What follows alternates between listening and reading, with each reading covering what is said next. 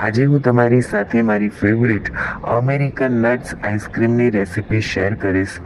Ice cream easily માર્કેટમાં ઘણી બધી કંપનીના અવેલેબલ હોય છે. બસ તમે દુકાને જાઓ, પૈસા આપો અને આઈસ્ક્રીમ લઈ આવો. પણ તમને ખબર છે એ આઈસ્ક્રીમમાં કેવી વસ્તુનો ઉપયોગ થયો છે? શું તેમાં સાચુકલું દૂધ વાપરવામાં આવ્યો છે કે નથી વાપર્યું? ક્રીમ કે બીજા ઇન્ગ્રીડિયન્ટ્સ કેવા વાપર્યા છે એ પણ આપણને ખબર નથી હોતી. તો શા માટે આપણે એવું આઈસ્ક્રીમ ખાવું? એના કરતાં આપણે ઘરે જ જો આટલું સરસ મજાનું ક્રીમી મસ્ત આઈસ્ક્રીમ બનાવી શકતા હોય તો ચાલો પછી ઘરે જ બનાવી લઈએ. તો આઈસ્ક્રીમ બનાવવા માટે સૌથી પહેલાં 500 ml ફૂલ ફેટ મિલ્ક એટલે કે દૂધ લેવાનું છે.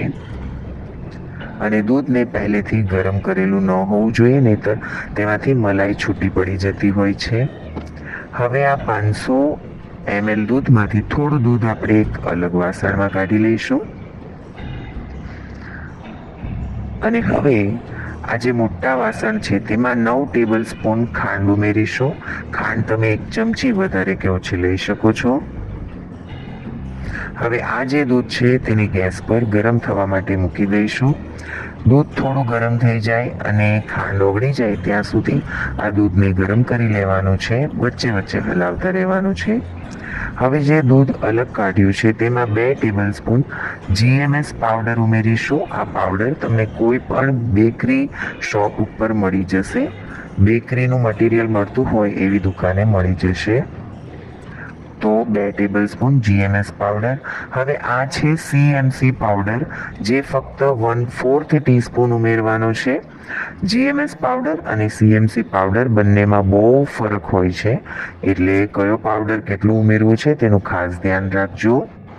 હવે તેમાં 3 ટેબલ સ્પૂન મિલ્ક પાવડર ઉમેરીશું. મિલ્ક પાવડર ઉમેરવાથી દૂધ વધારે ઘટ્ટ થાય છે અને આઈસ્ક્રીમમાં જે આઈસના ક્રિસ્ટલ્સ જામતા હોય છે તેવું નથી થતું. આઈસ્ક્રીમ એકદમ ક્રીમી બને છે. તો કોઈ પણ કંપનીનો તમે 3 ટેબલ સ્પૂન મિલ્ક પાવડર ઉમેરી શકો છો. હવે તેમાં 2 ટેબલ સ્પૂન કોર્નસ્ટાર્ચ એટલે કે કોર્નફ્લોર ઉમેરીશું, જેનાથી પણ દૂધ એકદમ ઘટ્ટ થશે. સૌથી પહેલાં 1 ચમચી વડે બધી વસ્તુને સારી રીતે મિક્સ કરી લઈશું.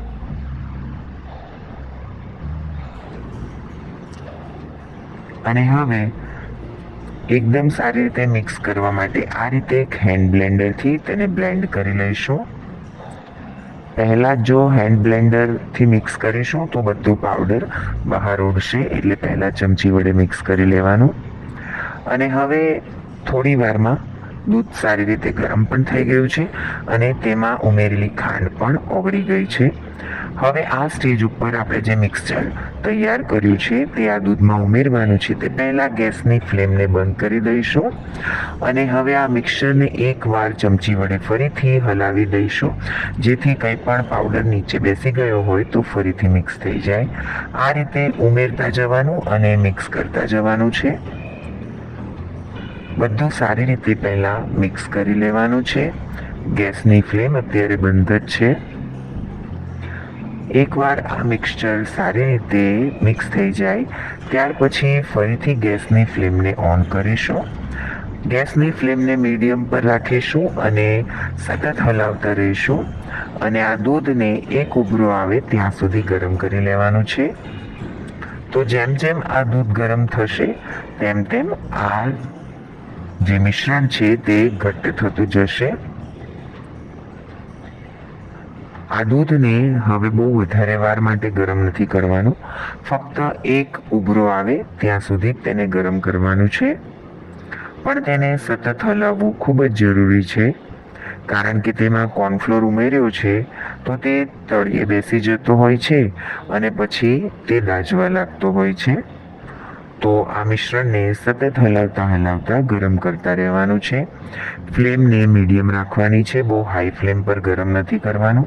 તમે જોઈ શકો છો થોડી વાર પછી આ દૂધ ઘટ્ટ થવા લાગ્યું છે અને એક ઉભરો આવે ત્યાં સુધી આપણે તેને ગરમ કરી લઈશું.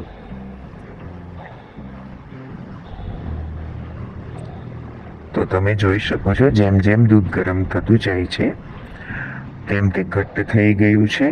હવે જોઈ શકો છો કે તેમાં ઉભરો આવવા લાગ્યો છે. તો બસ હવે આ સ્ટેજ પર ગેસની ફ્લેમને બંધ કરી વાસણને ગેસ પરથી નીચે ઉતારી તેને હલાવતા હલાવતા ઠંડુ કરી લેવાનું છે. જો એમ જ છોડી દઈશું તો ઉપર મલાઈ આવી જશે અને મલાઈ છૂટી પડી જશે તો પછી આઈસ્ક્રીમ ક્રીમી નહીં બને. એટલે આ રીતે સતત હલાવતા રહેવાનું છે અને રૂમ ટેમ્પરેચર સુધી ઠંડુ કરી લેવાનું છે. તો અહીં આપણું આઈસ્ક્રીમનું મિક્સચર ઠંડુ થઈ ગયું છે. હવે તમે જોઈ શકો છો કેટલું ઘટ્ટ થઈ ગયું છે.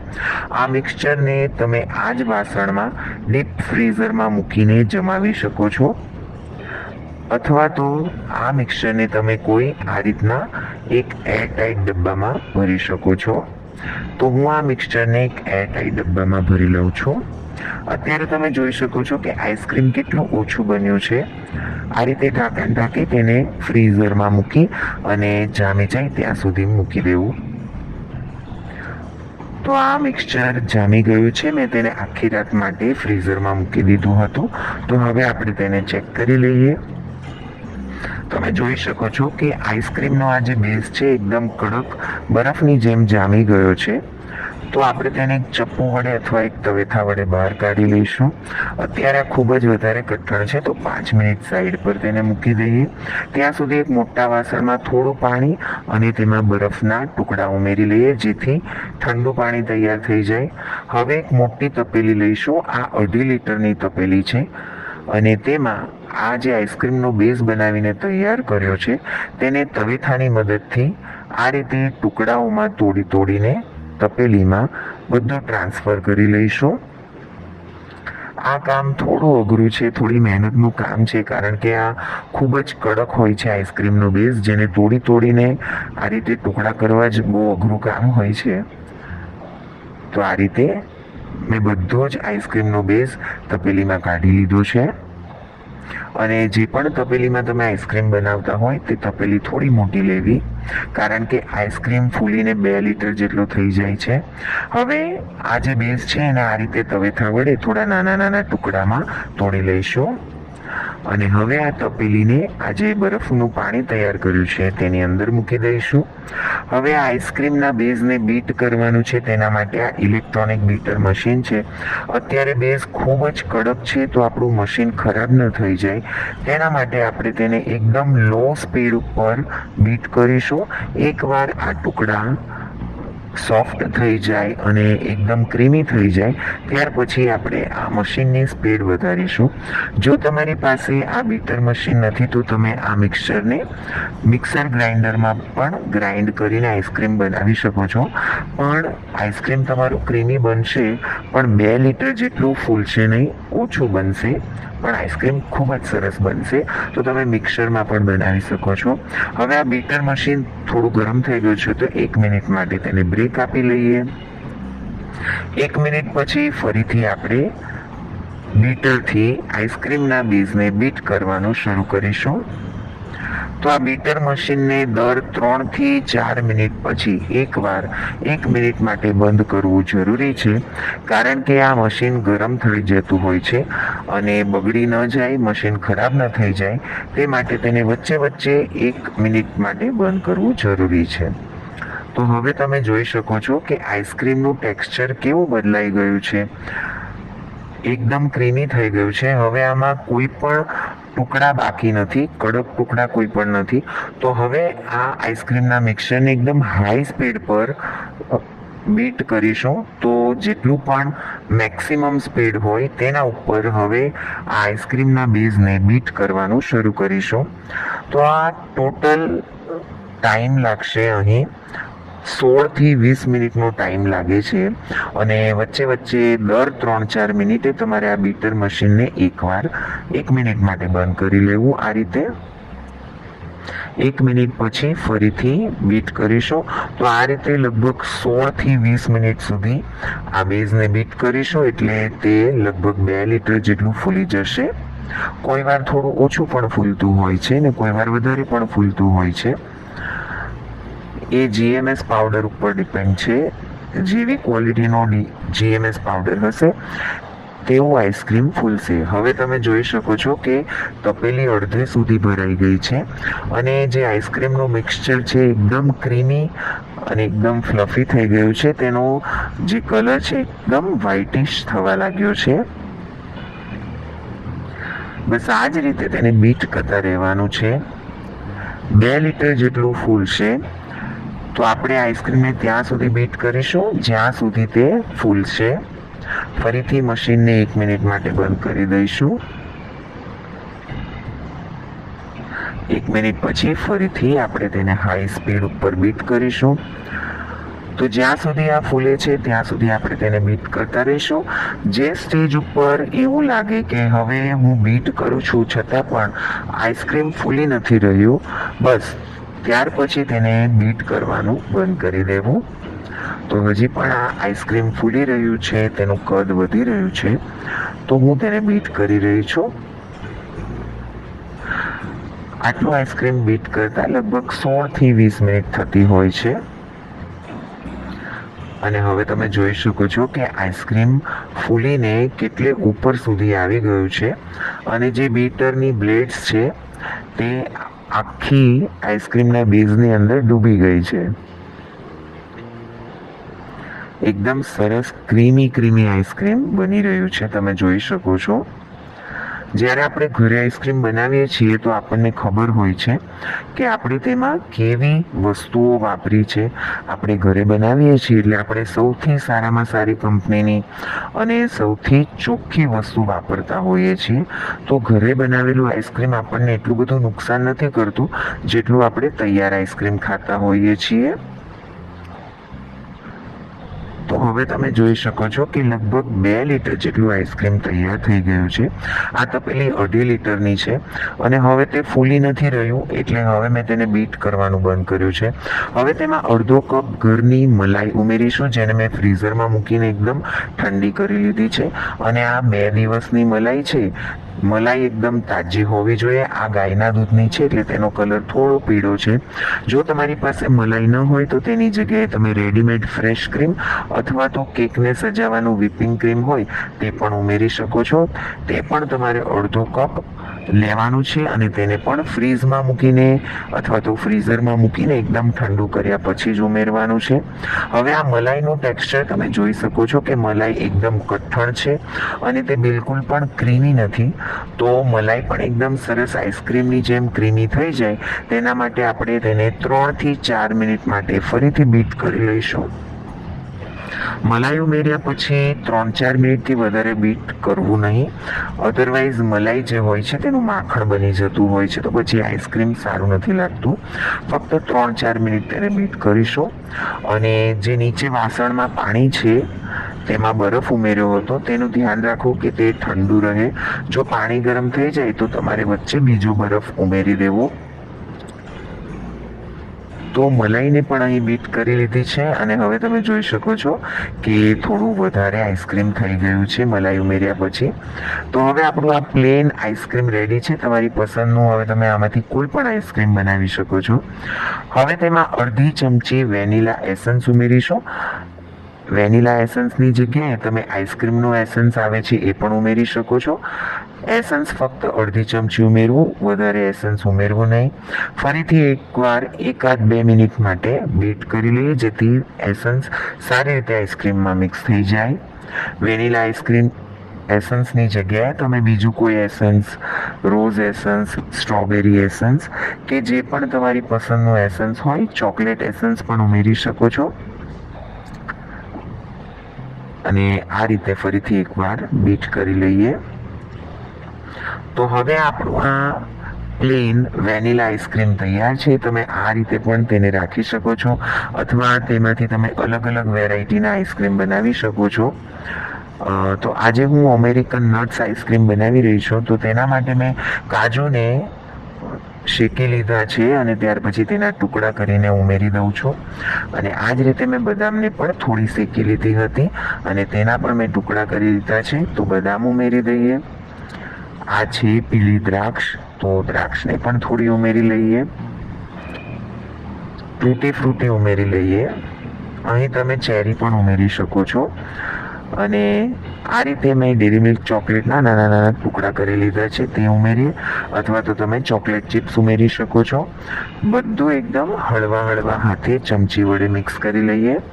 વાવ, તમે જોઈ શકો છો કેટલું મસ્ત થીક અને ક્રીમી આઈસ્ક્રીમ રેડી થયું છે.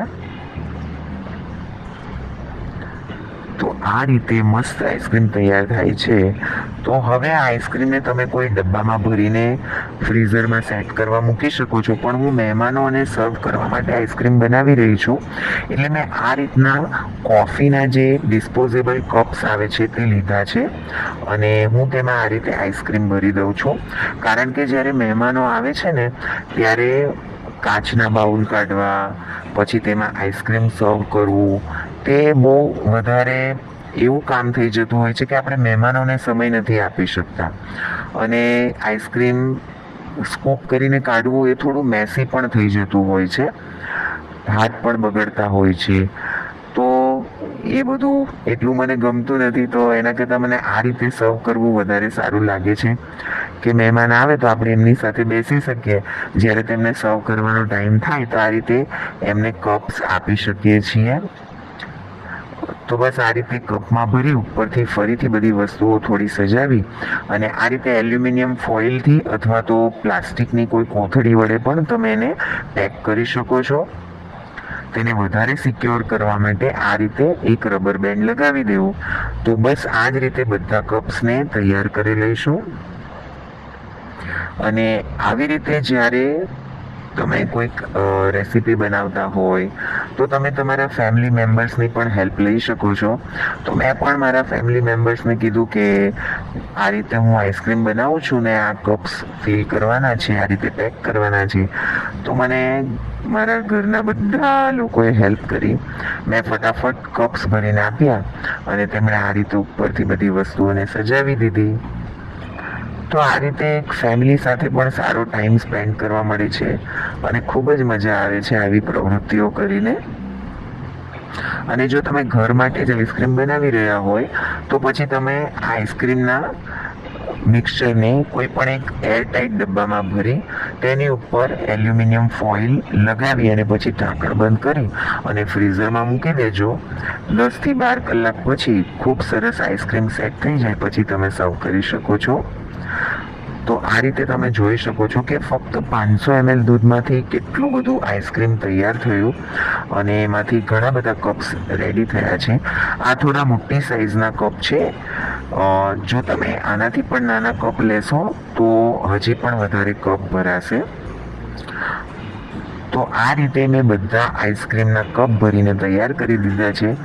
અને મારા હસબન્ડે કીધું કે આપણી ચેનલનું નામ આશીર્વાદ કિચન છે, તો એમણે એ શેપમાં આ બધા કપ્સને સજાવી દીધા. તો મેં થોડું વિડીયો શૂટિંગ કરી લીધું આ રીતે. તો તમે જોઈ શકો છો કે આઈસ્ક્રીમ કેટલું મસ્ત દેખાઈ રહ્યું છે. તો આ રેસીપી તમે પણ ટ્રાય કરજો. તો ચાલો, આપણા બધા કપ્સ રેડી થયા છે. તો હવે તેને આપણે જામવા માટે ફ્રીઝરમાં મૂકવા પડશે. તે પહેલાં આપણે આ બધા કપ્સને કવર કરવા પડશે, અને કવર કર્યા પછી મૂકીશું. તો મસ્ત આઈસ્ક્રીમ રેડી થયું છે. તમે પણ આ રીતે જરૂરથી બનાવજો. તો હવે તેના ઉપર એલ્યુમિનિયમ ફોઇલ લગાવી અને તેને સારી રીતે બંધ કરી દઈશું, કવર કરી દઈશું, અને ડીપ ફ્રીઝરમાં જામવા માટે મૂકી દઈશું. આઈસ્ક્રીમ એટલું સુપર દેખાઈ રહ્યું છે ને કે એવું લાગે છે કે જામે ને પહેલાં જ તેને ખાઈ લઈએ. તો ચાલો પછી તેને પેક કરી લઈએ અને પછી ફ્રીઝરમાં જમાવી લઈએ. અને જ્યારે પણ મહેમાનો આવે ત્યારે તેમને આ ઠંડુ મસ્ત ટેસ્ટી ક્રીમી આઈસ્ક્રીમ સર્વ કરી દઈએ. તો આ રીતે તમે પણ જરૂરથી આ રેસીપીને ટ્રાય કરજો. મારો વિશ્વાસ કરો કે તમે જેને પણ આઈસ્ક્રીમ ખવડાવશો ને તે તમારા વખાણ કરતા થાકશે નહીં. તમારો કિંમતી સમય આપી આ વિડીયો જોવા માટે ખૂબ આભાર. રેસીપી ગમી હોય તો લાઈક કરજો, અને મારી ચેનલને સબસ્ક્રાઈબ કરજો.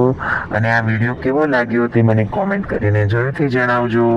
ફરીથી મળીશું, ત્યાં સુધી આવજો. જય શ્રી કૃષ્ણ.